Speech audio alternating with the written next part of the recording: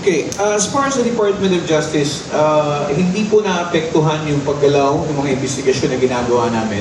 Kasi hindi naman po kami reliant doon sa kung ano yung magiging findings ng ICI. We on our own, together with the National Bureau of Investigation, can initiate investigations in case build-ups.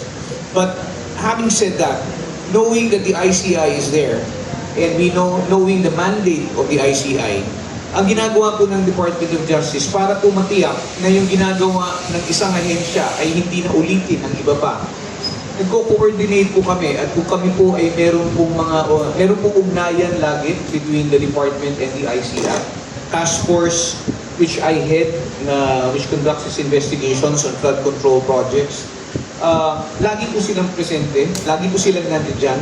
Kung ano mong hakbang ang gagawin ng Department of Justice, kung ito yung case build-up, kung ito man ay preliminary investigation, kung ito man ay filing, kung ito man ay restitution, lahat po yan pinaalam namin at kung ano man ang mga dokumento o records na kakailanganin ng ICI, ibinibigay po namin sa kanila. Ganon din po ang ginagawa namin with the Office of the Ombudsman. Again, para matiyak na yung kaliwang kamay, alam ang ginagawa ng kanang kamay.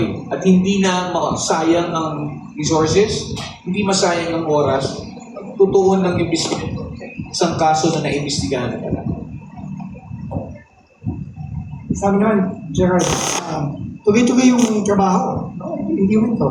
Kahit na nung nag-resign yung dalawang commissioners, si General Azurin at si Yusek Bisnar, tuloy-tuloy pa rin ang kanilang trabaho. Together with the composite team composed of the PNP, the NBI, and the other agencies na tinitignan at binabalagay yung lahat ng mga pwede. So, hindi tumitigil. Tuloy-tuloy. Hello, sir. Article